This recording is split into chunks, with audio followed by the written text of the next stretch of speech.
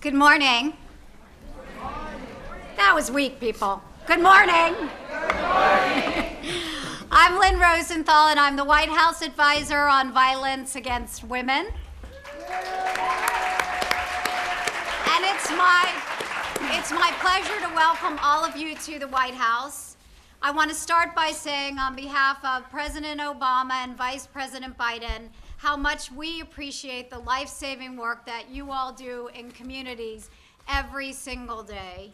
You've come here today from law enforcement agencies, women's groups, tribes, youth groups, and the faith community, all in support of the Violence Against Women Act. I want to give a special shout out, though, to the members of the National Task Force on Violence Against Women. Could you all stand and let us applaud you for all of your hard work you've been doing?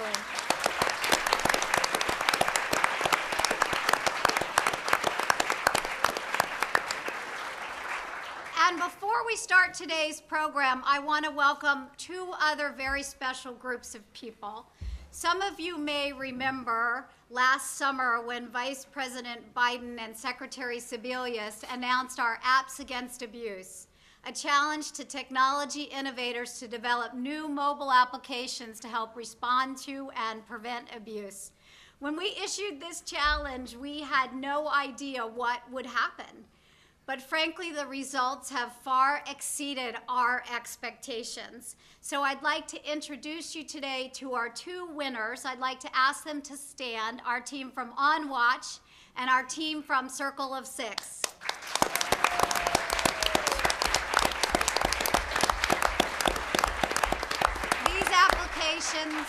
These applications are available on iTunes for download. On Watch is launching its app in conjunction with this event today. So thank you all so much.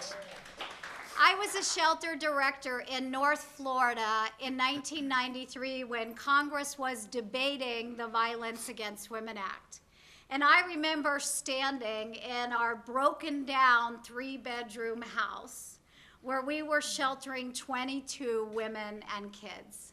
Women and children who had already experienced unspeakable violence. And I remember standing in this shelter and thinking to myself, after the Violence Against Women Act passes, this will all change. And indeed, it has. So to take us through a conversation today about what the Violence Against Women Act did, and why we still need it today, it's a tremendous pleasure for me to introduce Emmy Award-winning journalist, host, and executive producer of Investigation Discovery, Paula Zahn. Thank you.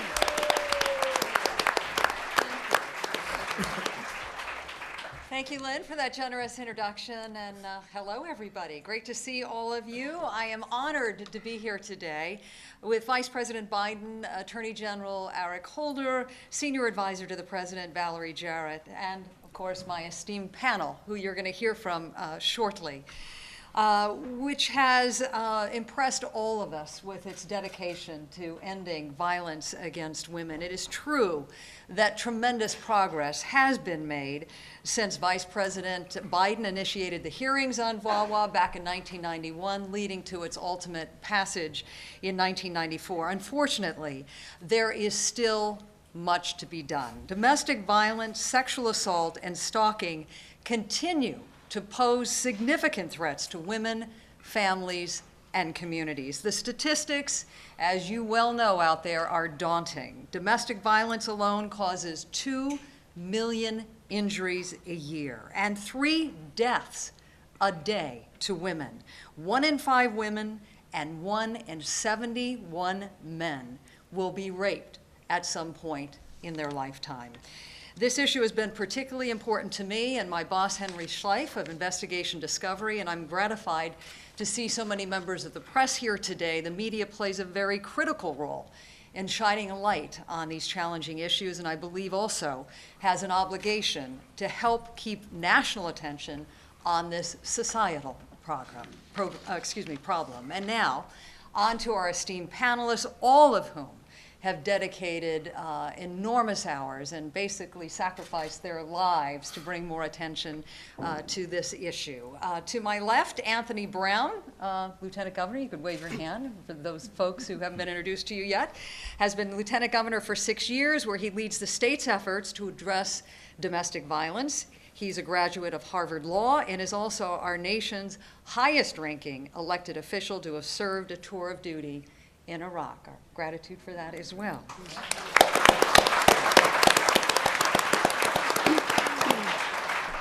The Honorable Karen Adam, to the Lieutenant Governor's right, who has been on the bench since 1981 and serves currently as an Arizona senior court judge in Pima County. And then Reverend Dr. Ann Hunter is an ordained United Methodist pastor who received her master's degree in divinity from Harvard University. A lot of Harvard people here today. She also happens to be a survivor of domestic violence and will share her very painful story with us today.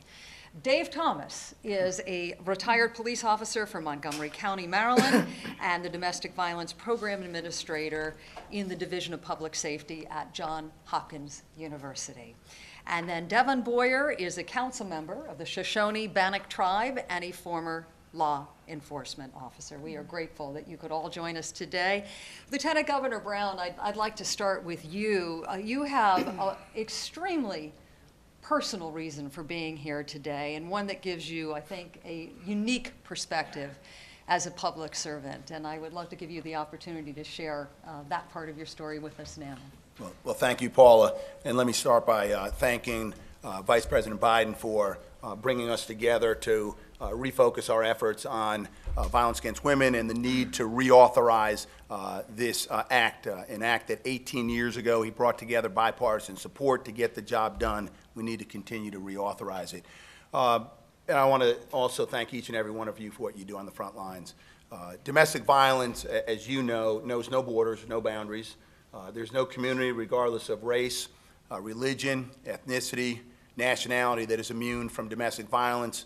And in fact, there's no family that is immune from the risks, the threat, and the potential harm of domestic violence. In August of 2008, my Uncle Howard buried his daughter, my cousin, Kathy. She was killed by her estranged boyfriend, shot in the neck in front of 2 Montgomery County police officers, died instantly, and they in turn took his life.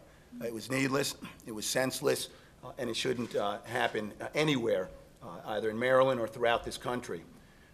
That same year, Governor O'Malley and I established as a goal to reduce violence against women by 25%, and the good news is we're about 21%, so we're well along the way, but we still have a lot of work to do, as Paula mentioned.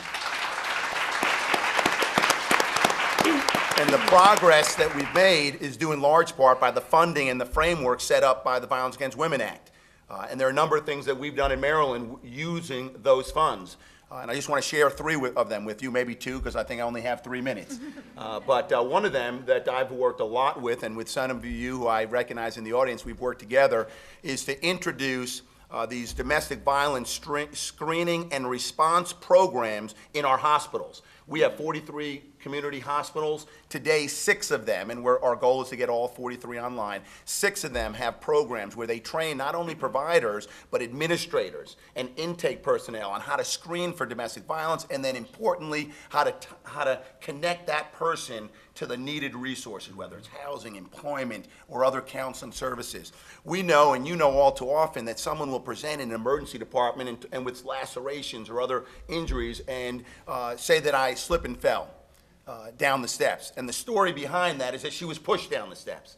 But unless you have people that are trained to ask the right questions in a sensitive way, in a probing way, in an appropriate way, we may never get to that. But when we do, we can then begin assisting that person to break the cycle of violence, remove them into a more safer environment, and save lives. And we're doing that each and every day. Look, I've probably already gone my 3 minutes just on that one. There's plenty more that we're doing in Maryland, but we can't do it unless we reauthorize the Violence Against Women Act. So thank you very much again to the Vice President, to Valerie Jarrett, and to each of you. Thank you, Lieutenant Governor. Judge Adam, I want to go back in time. You have been sitting on the bench for a very long time. We We won't make you sound really, really old. She's a distinguished jurist here. And I would love for you to share with us what you think some of the key differences are in the legal response to domestic violence pre-VAWA and now that it is currently the law of the land. Thank you, Paula.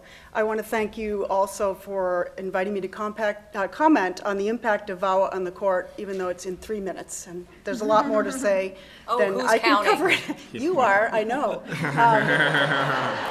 have a little clock in my head. I'm sorry. It's one of the hazards of our industry. It's a tremendous honor to be on a panel with such distinguished speakers and to be addressing an audience of such committed and passionate people working in the field.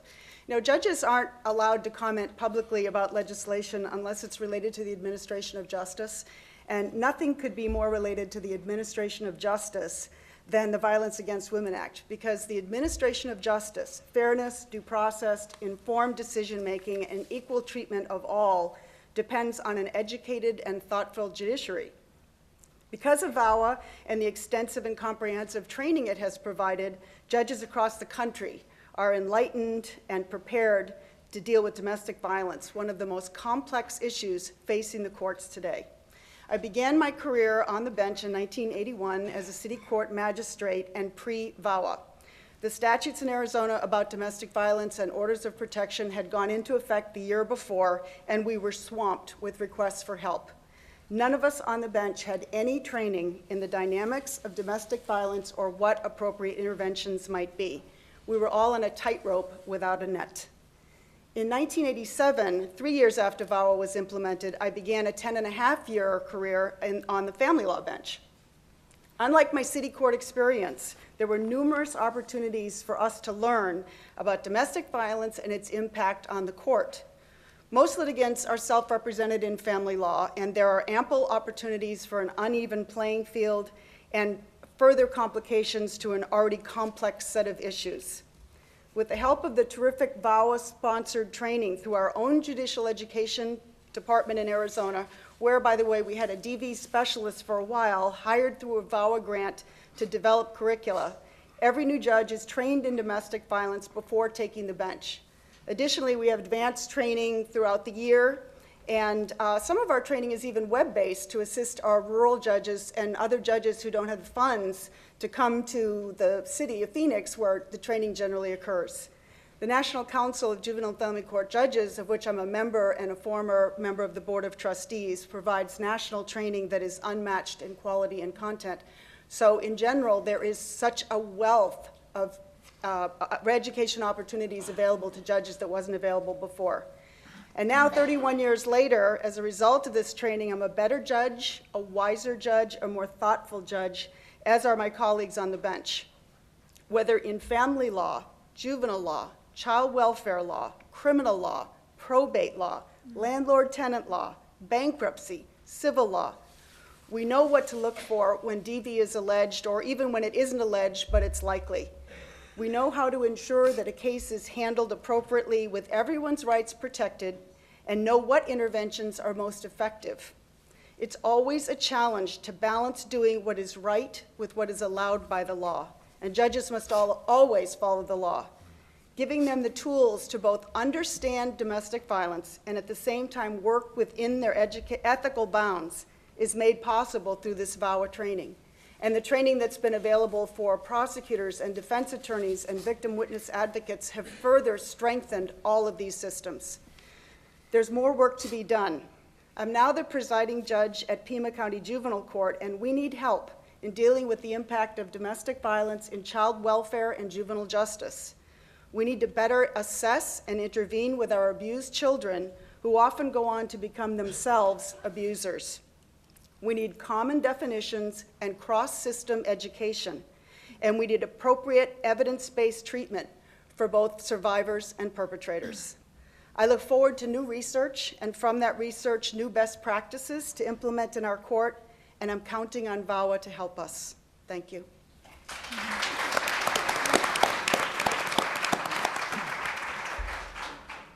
Wanted to change the direction of our conversation a little bit now with Reverend Dr. I don't know what to call you. It's kind of intimidating. She's not only Reverend, but she's Dr. Anne. Can I just call you Anne Marie? Sure, go ahead. I want to give you the opportunity to share your story with us. You, of course, as I mentioned earlier, was a victim of domestic violence yourself.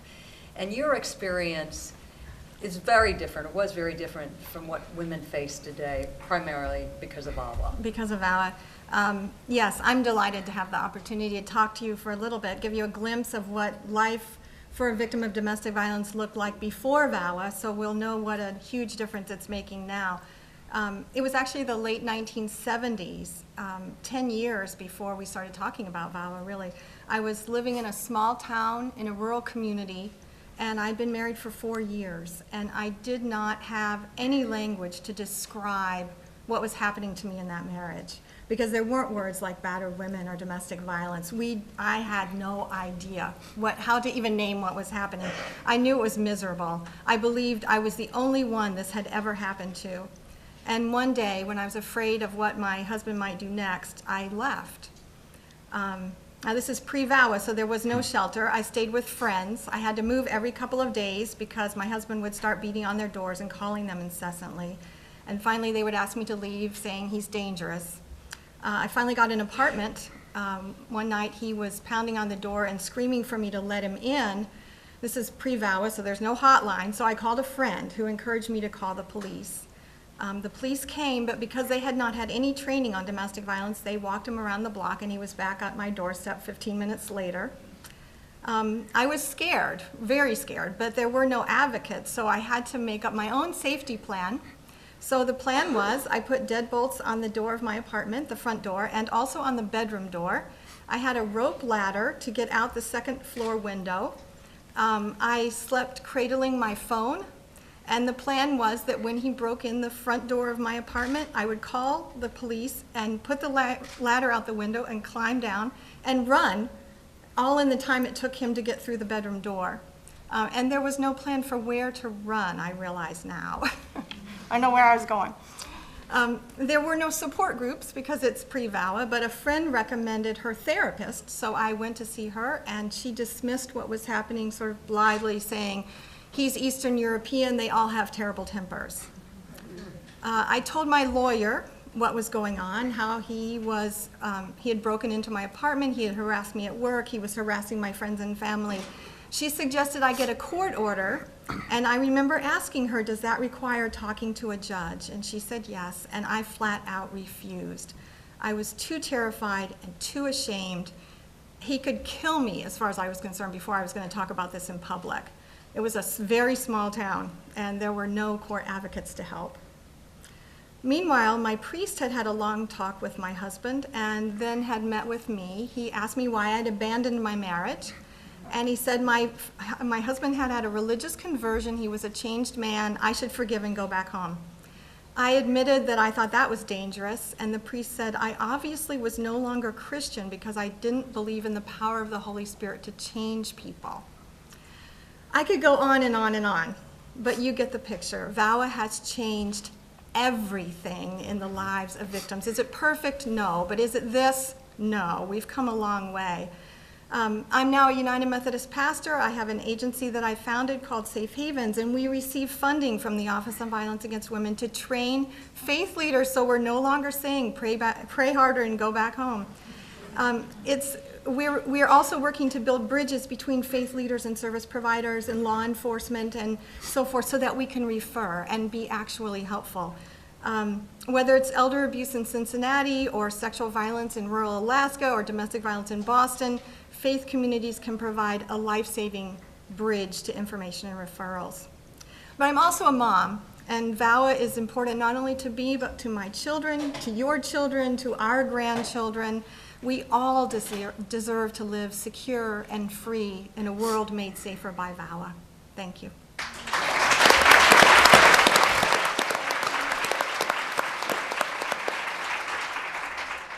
Thank you for sharing that with us. I now want to move on to the issue of law enforcement and the impact the VAWA has had on that. And Dave Thomas, I wonder if you could share with us what you think are some of the critical changes that have happened as a result of VAWA now being Yes. on the books.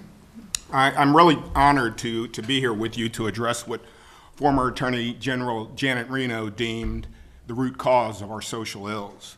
You know, when I entered law enforcement in 1986, the standard operating procedure for responding to domestics was to go in, separate the combatants, perhaps get somebody to leave for the night or take a walk around the block, as was mentioned, and get back into service as soon as possible. This was done without so much as taking a report. If there was a question of whether or not to make an arrest, the burden was put upon the shoulders of the victim. Whereas if the crime had been the robbing of a bank, we never asked the bank manager whether or not they wanted the robber arrested. In 1990, I responded to a home that I'd been to many times before. And following our standard operating procedure, I handled the call quickly and went back into service without so much as taking a report. But something about this call, it was different. Something that I couldn't quite articulate kept telling me that the victim was in grave danger.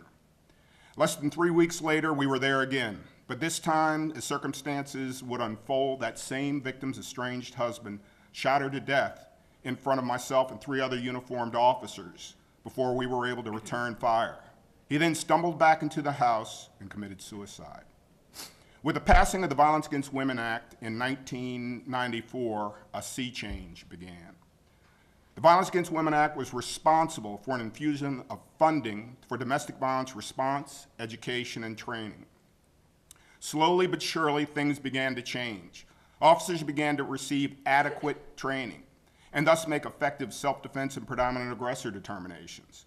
On-scene arrest increased, as did calls for service, which is a positive because citizens began to realize that now when we come out, the law won't stop at the doorstep.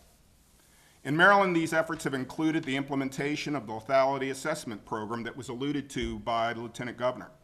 It was put in throughout the state, and this was a program in which local service providers and local law enforcement collaborate to reduce homicide.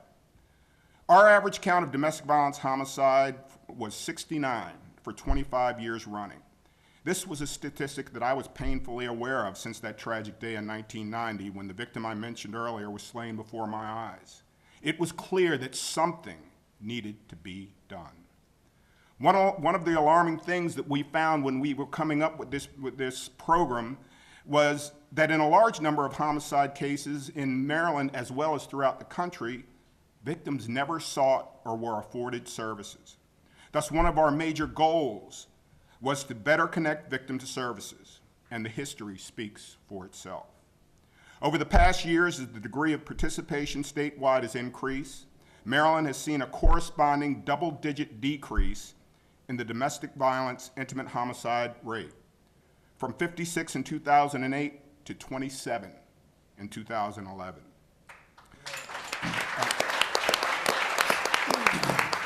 The Violence Against Women Act inspired changes that I've seen in the last 26 years since I raised my hand and swore an oath that are truly dramatic. Although the numerous gains in the movement forward in some areas of the country is impressive, it's just not enough. We have seen a great deal of progress, yet there is much more to be done to ensure that every citizen is afforded their rights, and we are able to make the law keep its promise. Thank you.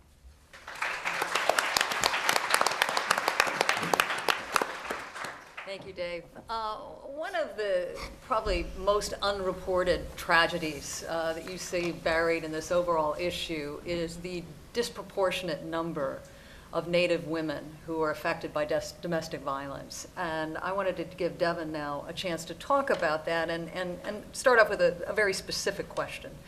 What are some of the challenges, the jurisdictional challenges you have when it comes to domestic violence? Thank you. Thank you, everyone. Honored to be here today, not only for Shoshone-Bannock tribes of Idaho, but for all tribes in the United States, this country. The percentages are almost 50-50, the amount of women that are abused in one form or another.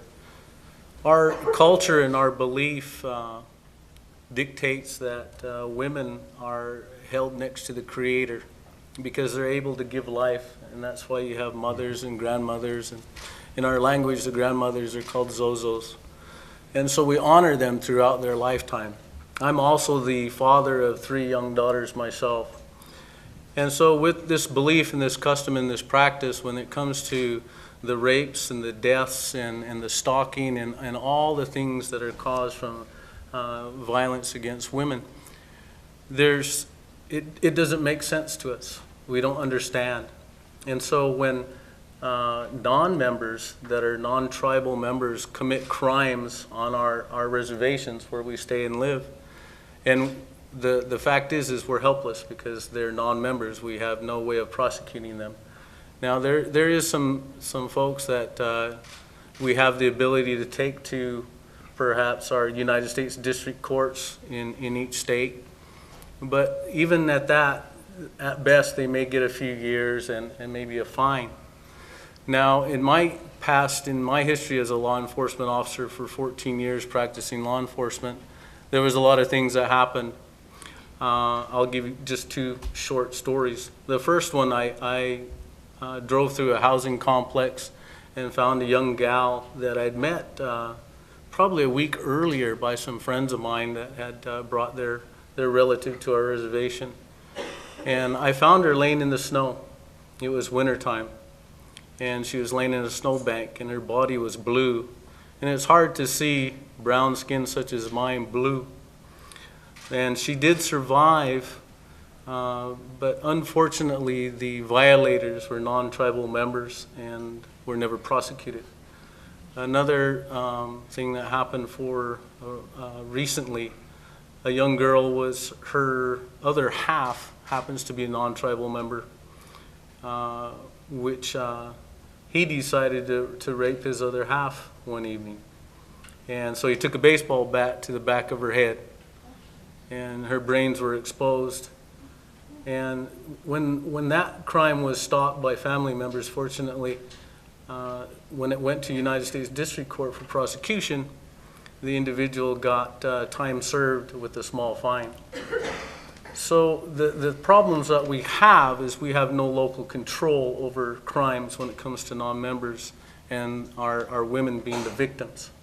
So what we're asking for is not only for everything that we've stated today at this panel, but we're asking for some local control, because if a crime is a crime, no matter where it's committed, especially against women. And that's the things that we're looking at today. Thank you, Devin.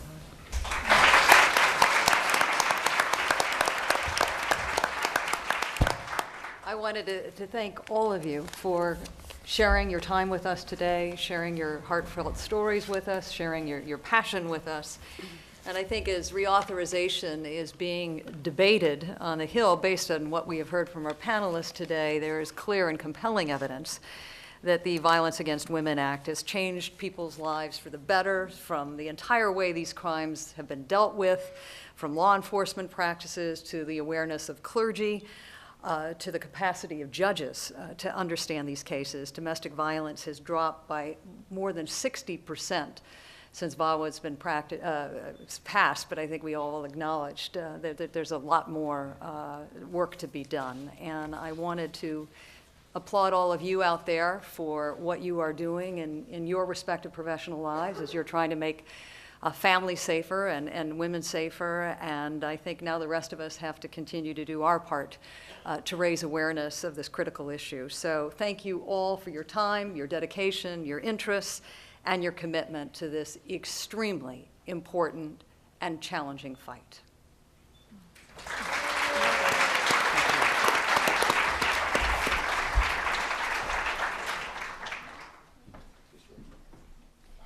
Thank you so much, Paula, and to all of our panelists.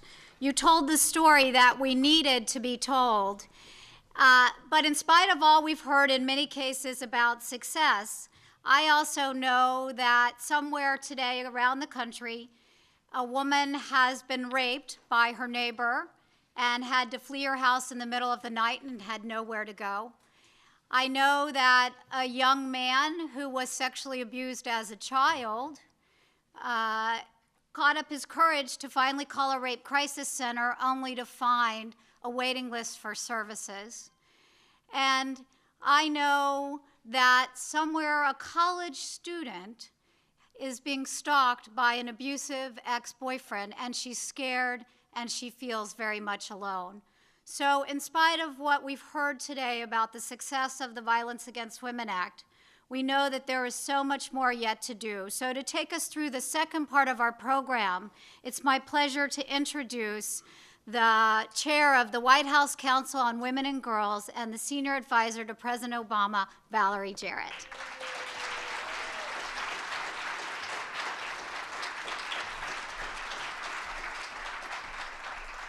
Well, good morning, everyone. Lynn, thank you for that introduction. Lynn, don't go away, because I'm going to say something nice about you.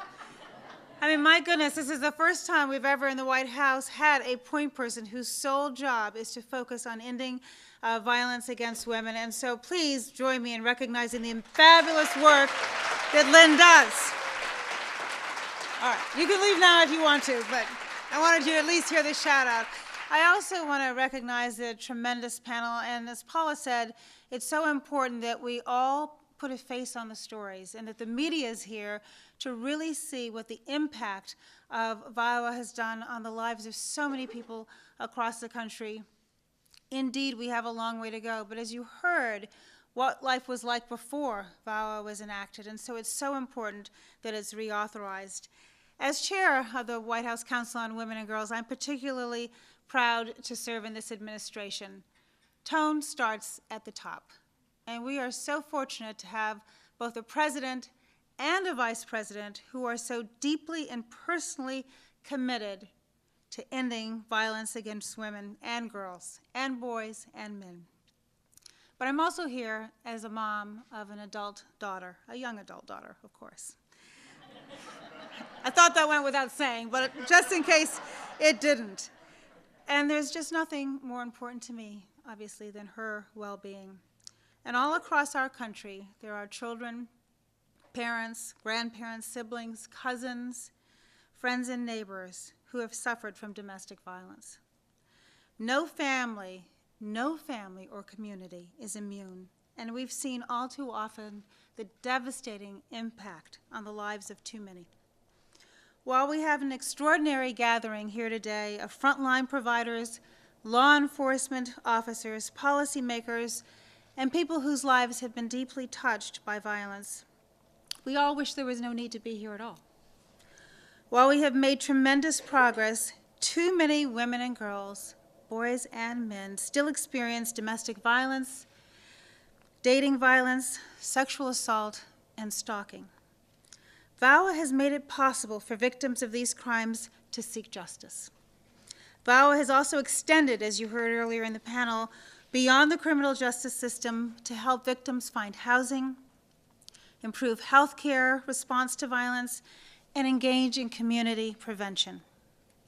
We all look forward to the day when prevention, intervention, and education have put an end to abuse once and for all. But until then, the Violence Against Women Act is one of the most critical tools we have to eradicate these horrible crimes. Just a couple of weeks ago, we held a forum here on women in the economy, and one of the breakout sessions was on domestic violence. Why? Because obviously, when women or men come to work and they've been victims of domestic violence, it affects their productivity in the workplace. It doesn't stop as you enter the doors of your office. And we were fortunate that our Attorney General, Eric Holder, was on hand to help with Lynn moderating the panel discussion we had on the effect of violence against women in the workplace. So I have to tell you, I've known Eric Holder for quite a while now, and we are so fortunate to have somebody heading our Justice Department who doesn't just administer and enforce the law, but who cares so deeply and personally about this issue. And so having him at the helm does an enormous amount to improve the quality of life for all of our citizens. And so I would ask you to join me in welcoming a very strong advocate for VAWA and somebody who takes this charge quite personally, the Attorney General for the United States, Eric Holder.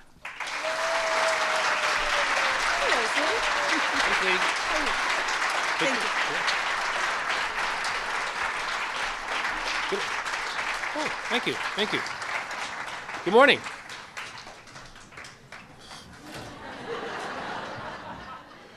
This is interesting. There are a teleprompter here, but those are not my remarks, so I guess this is for somebody else.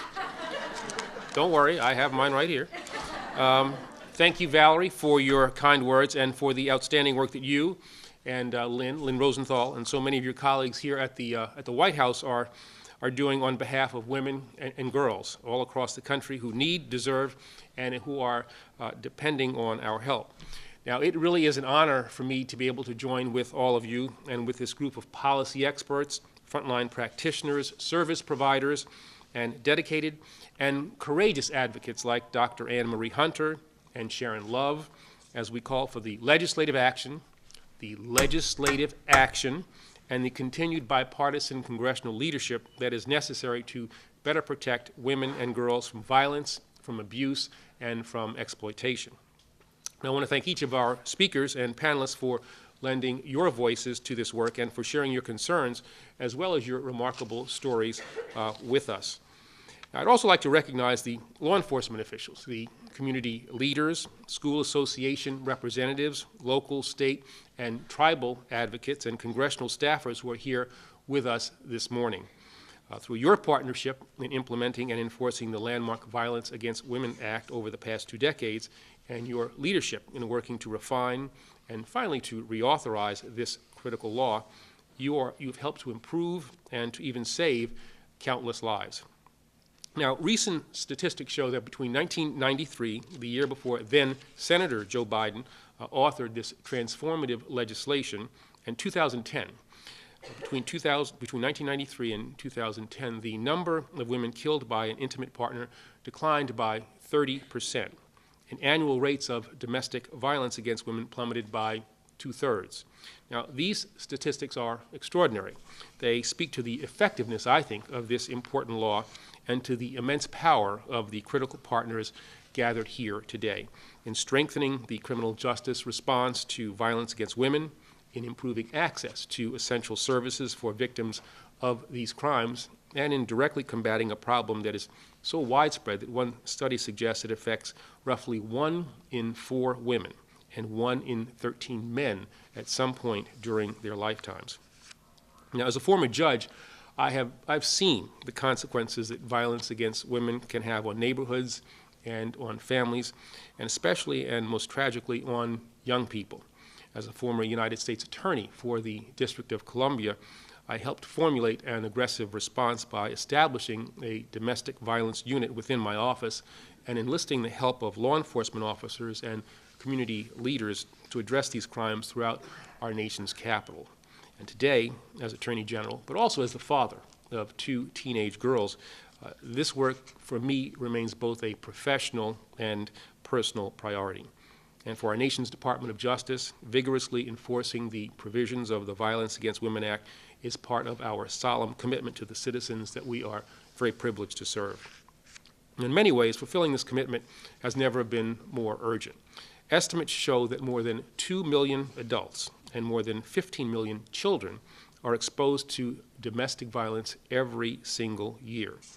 Now, in addition to its devastating human toll, in purely economic terms, domestic violence costs our nation $8 billion annually in lost productivity and in health care costs. In fact, it is responsible for the loss of 8 million paid days of work each year, or the equivalent of 32,000 full-time jobs. But we can all be encouraged that over the past 3 years, the Obama administration has taken bold, innovative, and collaborative steps to more effectively prevent and prosecute violence against women and girls, and to help victims seek justice, and to rebuild their lives. For example, in January of this year, we took important, and I think really long overdue action when the department amended the Uniform Crime Report's definition of rape.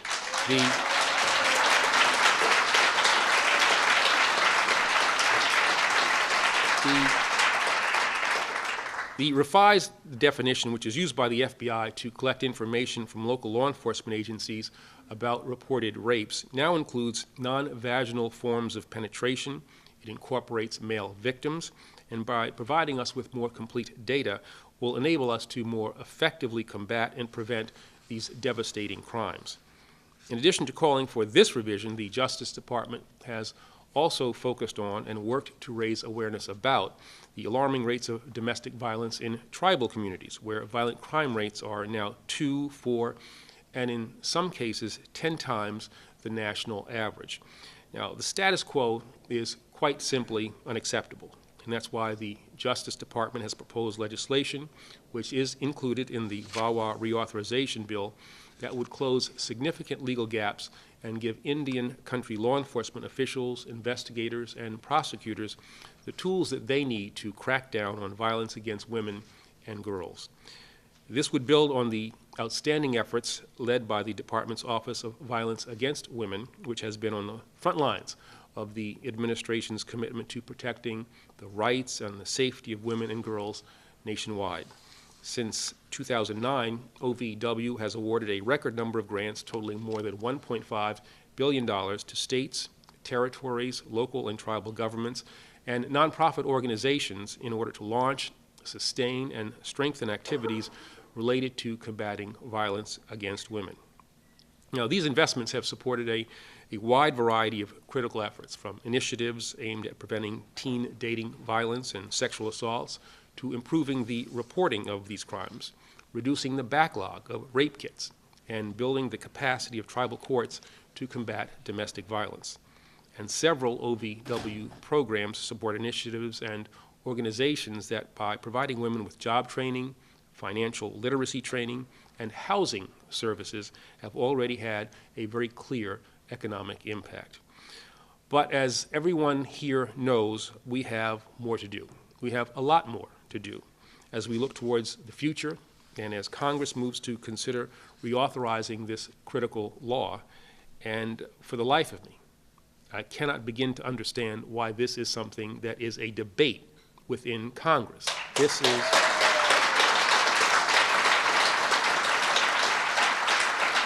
is a statute that has had bipartisan support over the years, and it is inconceivable to me now that we are in the process of a debate about something that has proven so effective and is clearly so needed for the future. It must be passed, and it must be passed soon. But as we consider the reauthorization of this law, it's important to remember that none of the progress that we are gathered to discuss and to advance has been inevitable. None of this is inevitable. It has resulted from the work of committed advocates like Vice President Biden, whose vision first drove Congress to pass, and President Clinton to sign this historic law. It has been extended by policymakers like Senator Harry Reid, Senator Pat Leahy, Senator Mike Crapo, who are fighting tirelessly to secure its timely reauthorization. And it is being realized by Justice Department leaders, administration officials, law enforcement officers, community activists, victim advocates, and brave survivors like those who are gathered here today. So as you continue this work, I want you to know that this administration, and in particular, this Department of Justice, will do all that we can to support you. We are grateful for your leadership, we are grateful for your very hard work, and we are very proud to stand by your side. Thank you.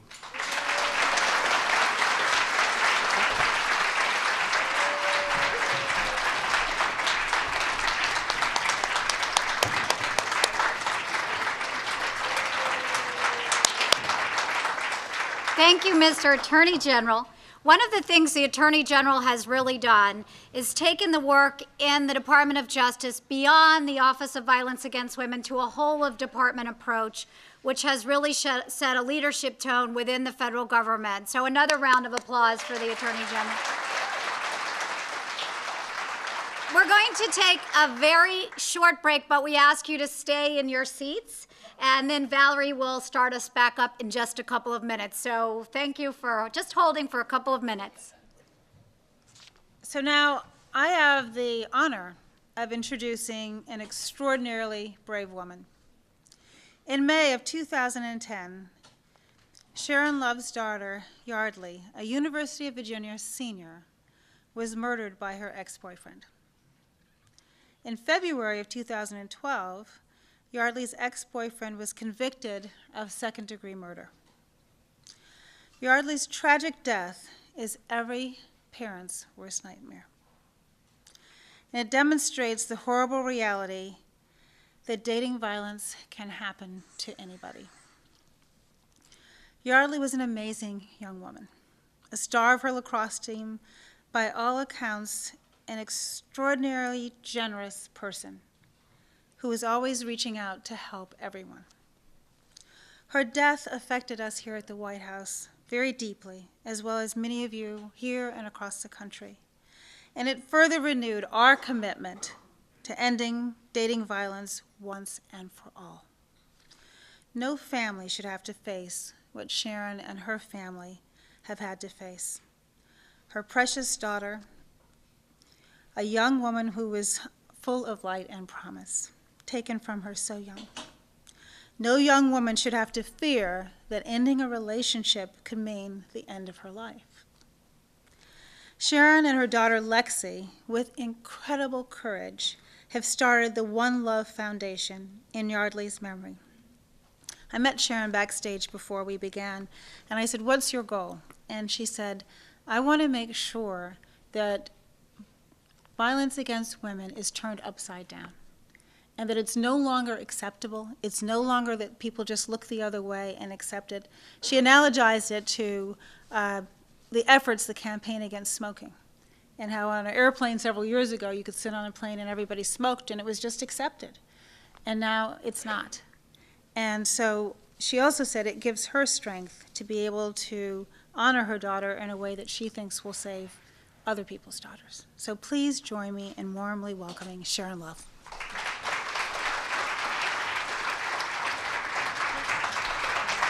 Thank you. Take a deep breath, you're going to be great.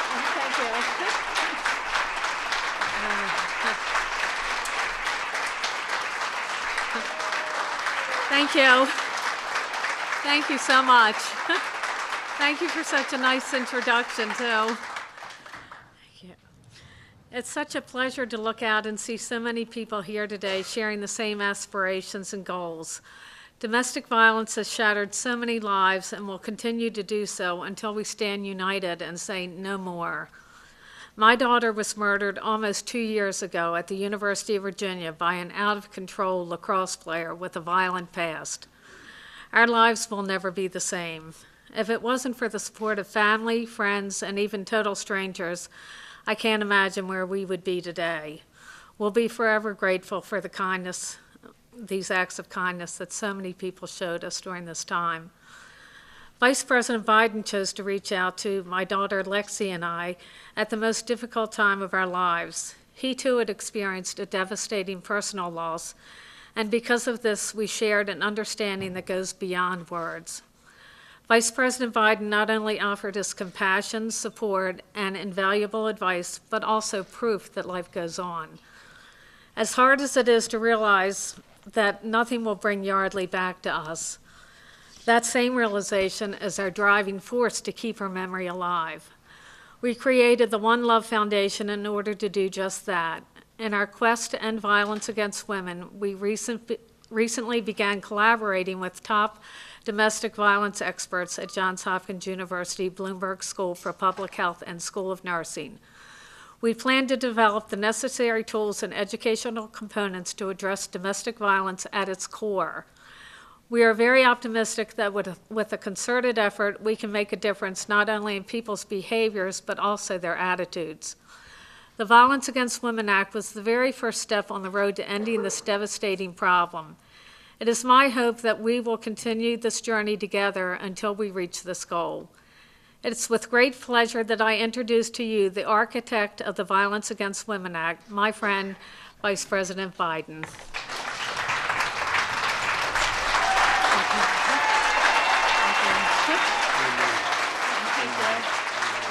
Hey, everybody, how are you? General, please sit down. Thank you all so very much. Please sit down. Thank you so much. It's great to be with so many people that I agree with. It's a nice feeling in this town when that happens, I tell you. And this is an issue that, at least in the past, has crossed party lines. This is an issue that has been something that I, at least I hoped and thought, General, that we're beyond questioning the need for the Violence Against Women Act. I can remember as vividly as it was yesterday, when way back in the 80s, I, as chairman of the Judiciary Committee, got a report from what the General will tell you is called the Bureau of Justice Statistics. And I saw that while violence crime against men in this period, we all talked about violent crime and the effect of cocaine and all these things about and crack and how gratuitous violence was manifesting itself in ways we hadn't seen. That although violent crime, I thought, was rising relative to everyone, it was actually trending down for men. It was trending down for young men between the ages of 18 and 30 even. But violent crime, according to statistics, was actually up as it related to women over the same period of time. And I can remember thinking to myself, how in God's name is that, how do you explain that? And literally, as some of you in this audience who were with me, or I should say I was with you from the beginning, we actually resolved we were going to do something, we're going to find out why, and we're going to do something about it. Without boring you with the journey that took us to the passage of the Violence Against Women Act, I can tell you how we went about it. And I think it's important in order to figure how we go from here. I went about it by first getting people to acknowledge that there was a problem. Now, it's kind of hard to believe, but the biggest issue back then in the early 80s was their willingness to recognize this is a problem. Remember when you came and testified? That this was a problem. Folks on the left and the right and the center, the one thing I was convinced of, all had to acknowledge first and foremost, before we do anything, that this is a problem. I argued it was a crisis.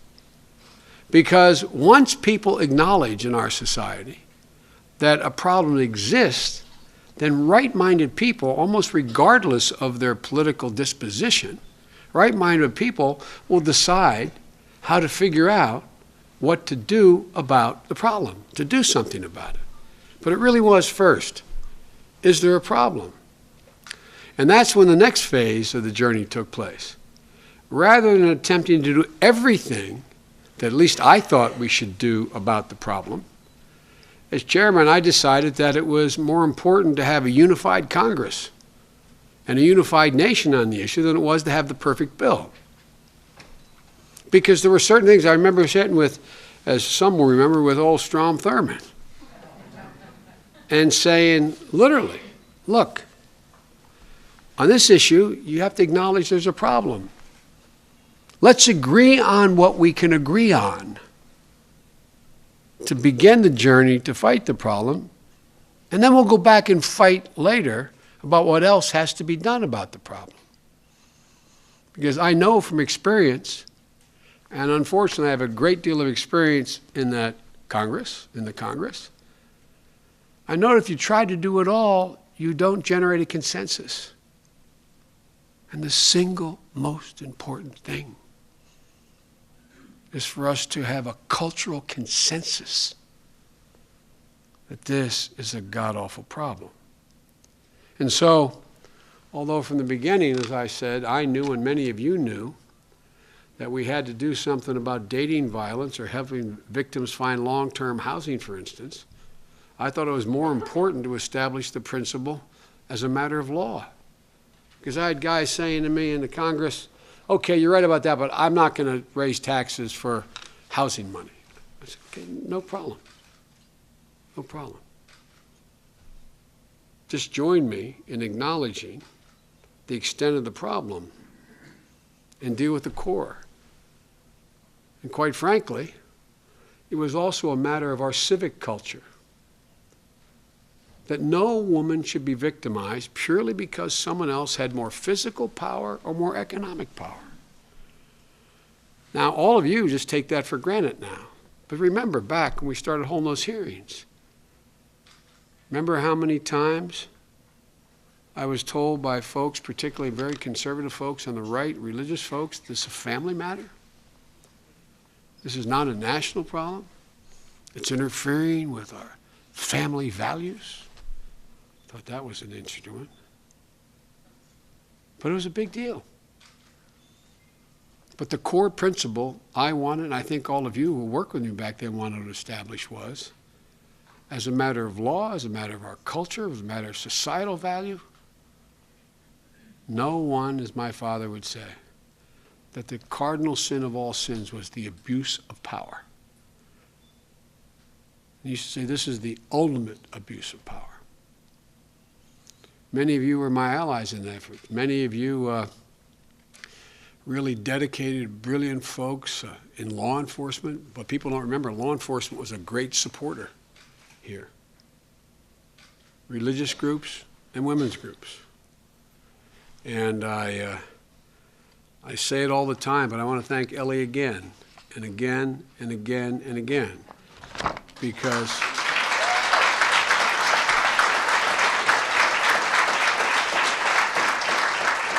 there was a coalition of those groups that I just described who didn't want to support the bill at first. Not because they were against it, but because they thought there were other priorities. And I'll never forget going around my conference table, and Ellie finally looked and said, "What are we doing here?" Remember that? Why aren't we supporting this? And it changed everything. It changed everything. It's not that people were against it. They just didn't think it was the priority. And guess what? It worked. Particularly those of you who are providers, you know it worked.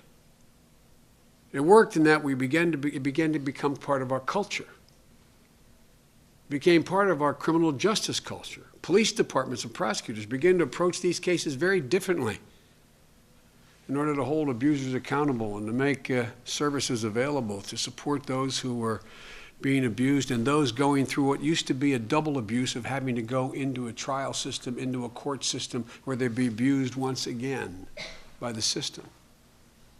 It became part of our social fabric, our social culture. And the young women were beginning to be taught affirmatively in the public airways, in their homes by their parents, that they were entitled as a matter of right to be free of abuse, that no boy, no man had any right, under any circumstances, for any reason other than self-defense, to raise his hand to a girl or a woman. None. None.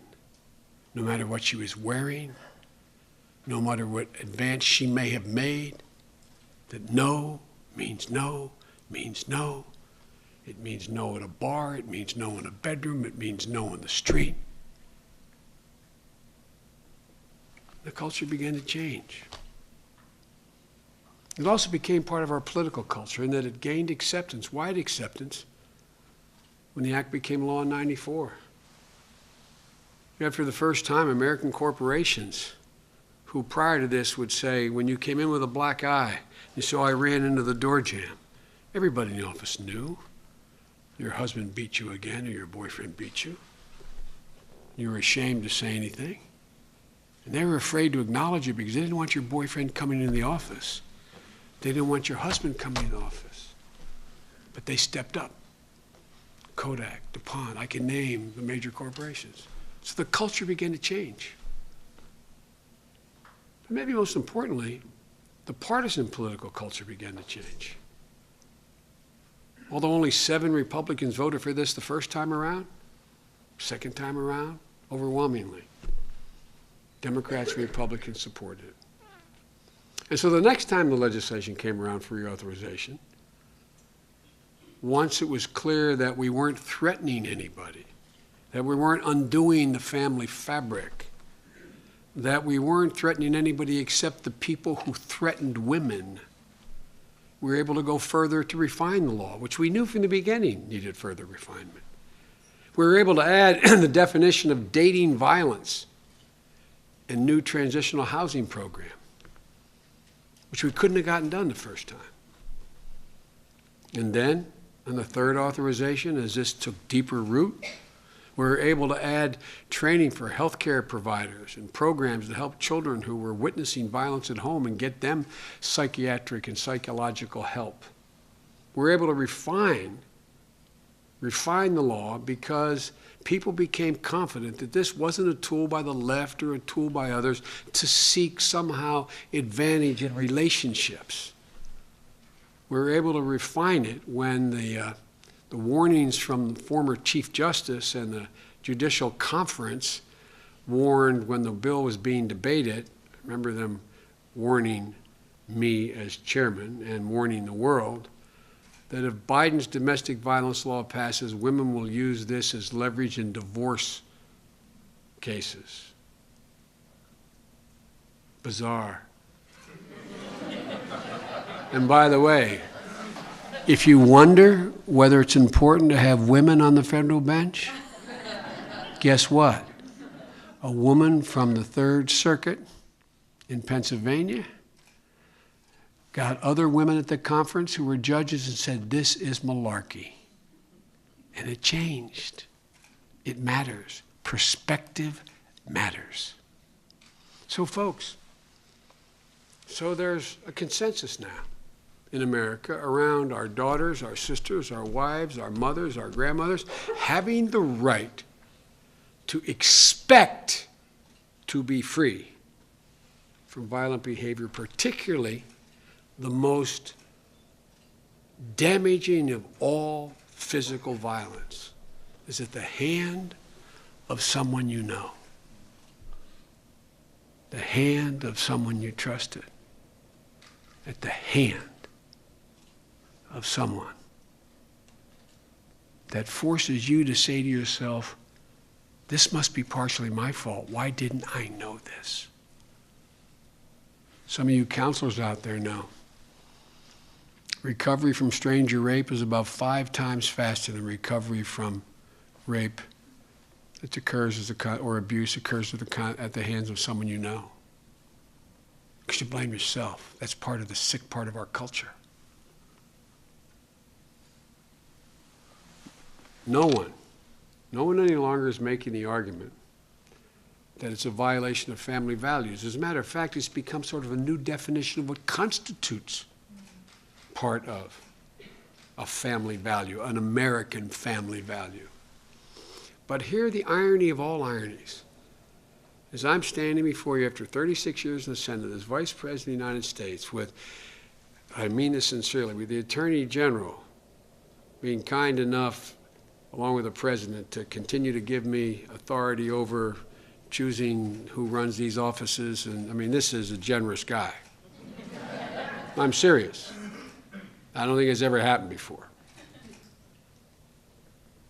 But that I thought, if you told me that I'd be standing here in 2012, when the law has been in existence over 17 years, when tens of thousands of women and girls have been helped, when police departments now investigate these crimes and put offenders behind bars in almost every instance, when the annual rates of domestic violence have dropped by more than 60%, when states have moved independently and passed over 700 laws among the 50 states to protect victims and hold offenders accountable. When we set up a national hotline that has answered more than 2 million crisis calls and still responds to more than 23,000 calls every month. And go listen. If you have a chance, they'd love to have you come. Go down to the site and listen to that call. They'll put it on a speaker for you. Hello? Hello? I can't speak. My name's Mary. The last one I heard. I'm in this, I forget the mall, it was in Minneapolis. I'm in such and such a mall. I'm standing between. Oh my God, he's come, oh my God. I'm standing between Gap and, oh my God, I see him coming.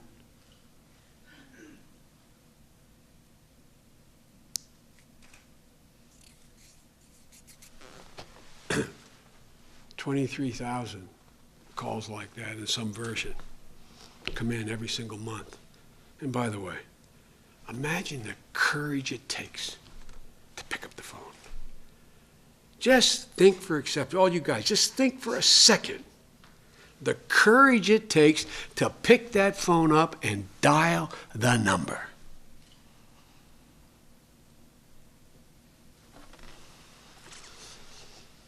When we help victims find safe places to stay so they wouldn't have to choose between living on the street or living with someone who is going to continue to hurt them and abuse them. When all that has occurred, the idea we're still fighting about this in the Congress, that this is even a debatable issue, is truly sad. It's not a reflection on the law, it's a reflection on our inability in this town to deal with something that by now should just be over in terms of the debate about it.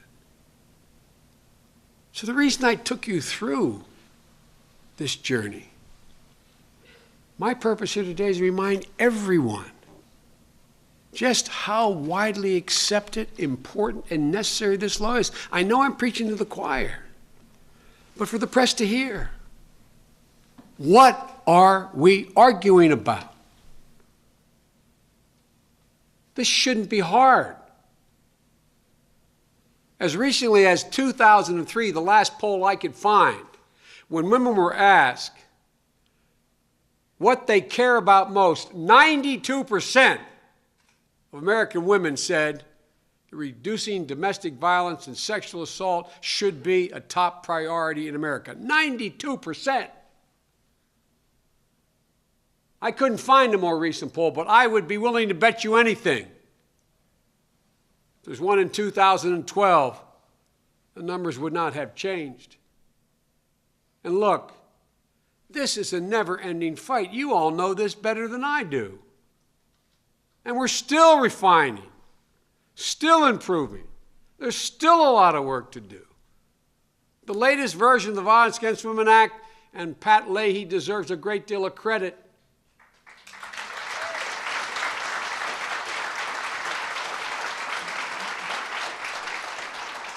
The latest version of the act includes help. I realize I've been a pain in the neck about this, but help for schools and colleges to deal with dating violence, since girls in the early 20s face the highest rates of abuse of any women in America. It's going to help law enforcement screen for domestic risk factors that we know lead to domestic violence homicides. And that's going to save lives. And it's going to give police and prosecutors more tools and training to build cases when a victim and the offender know each other, which still remains the most difficult place where we've made the least progress, but the least progress is where women are victimized by acquaintances or friends. We're also refining, but we shouldn't be arguing about the core issue of whether or not we should reauthorize the Violence Against Women Act. This has now become, and I would argue proudly, part of the redefinition of our culture. We become identified with this around the world. I travel as much as I think the only person who's traveled more than me is Secretary Clinton. I've traveled over 580,000 miles so far, literally. And I've had the honor of meeting every head of state of consequence in the world. I meet with civic groups in other countries. As much progress as you all know we have to make on women's issues, they look to us. We're trying to export this philosophy to nations where daughters and wives are still victimized. Every day, women still suffer unimaginable horrors across the world, so-called honor killings, acid attacks, dowry-related murders, genital mutilation. We shouldn't be having this debate. And if anyone thinks that this is no longer relevant, and I know none of you do, just look at Sharon. Look at what she went through. My God.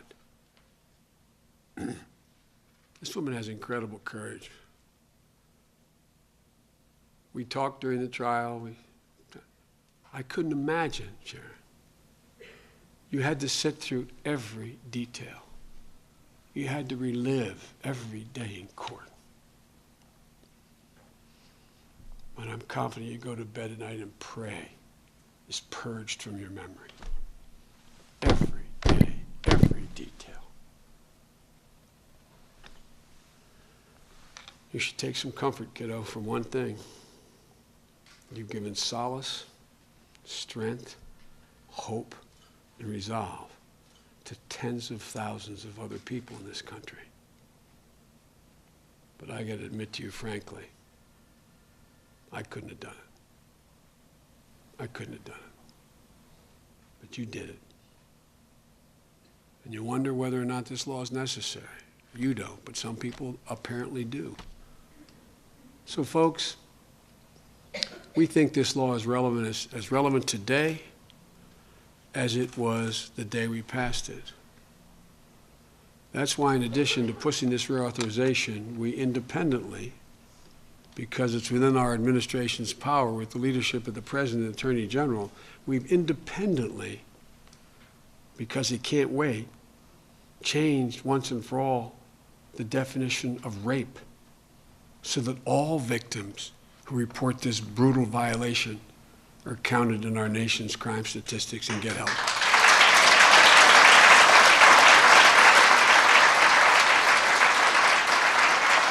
That's why, without going to Congress, we beefed up Title IX so the colleges and universities know it's their responsibility to help bring an end to sexual assault on campuses, and they can't hide it. We expanded the National Dating Abuse Helpline so teens and young adults can reach out through the internet and text messaging, the way they communicate, to get help from peers and access to help. And today, the President is directing federal agencies to help employees who are being abused with work for federal agencies to prevent domestic violence in the workplace so that we become a model. Ladies and gentlemen, we're doing this because we know that domestic violence doesn't stay in the home. It spills into the office, the street, it's everywhere. So folks, the core question in my view is the law still needed? Is it still relevant? And if it is, and the answer seems to me it's absolutely clear that it is, just ask 1 million women who are raped every year, 23,000 women and girls who call the domestic violence hotline. Just ask the young woman in high school or college who still faces the highest rate of dating abuse in the country. Just ask the woman who's beaten right before getting up to go to work and then followed to her job by the man who beat her or threatened her. Nobody should question whether this is needed. But here's what's at stake now. It's not just whether or not we reauthorize this. And I mean this, I feel as strongly about this as anything I have felt on this issue. But these guys don't get. It would have been bad had the law never been passed. But imagine now the message it sends if it's not reauthorized. Just ask yourself, what message will be sent to every one of our daughters, every woman imprisoned in her own home? Just ask yourself what it would say to them if the law is not reauthorized. What would it say to our daughters, our wives, our mothers, about whether or not they are entitled to respect and their government believes they're entitled to be free of this violence? About whether or not they're entitled merely because they were born. They were entitled to be free of violence and abuse. Folks, this wasn't the end I ever envisioned with the passage of this legislation. I envision the ultimate result of this legislation, the Supreme Court got in the way in taking away the civil right cause of action in federal court.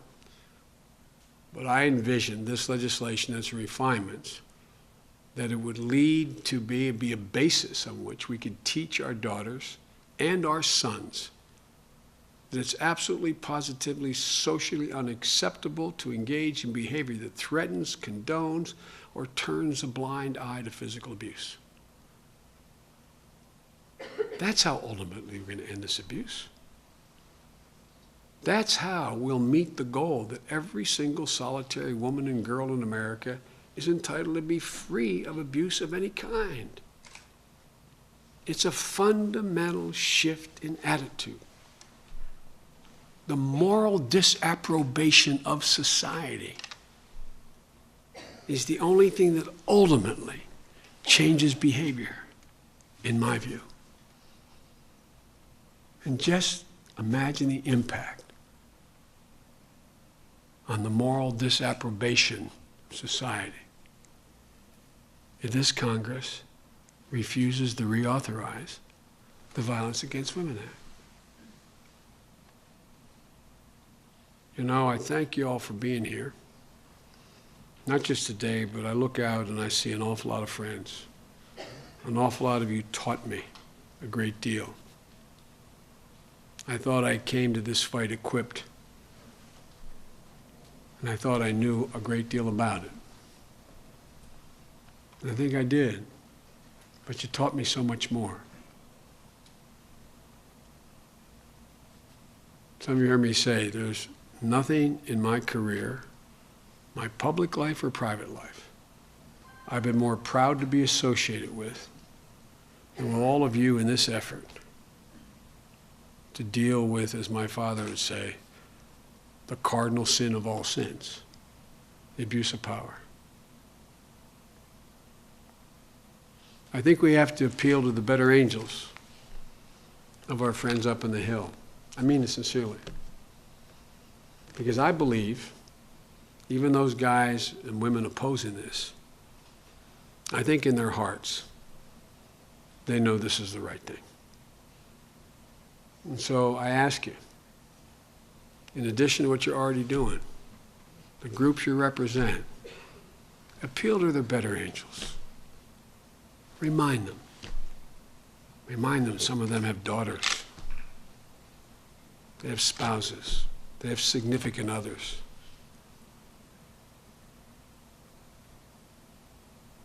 And this matters.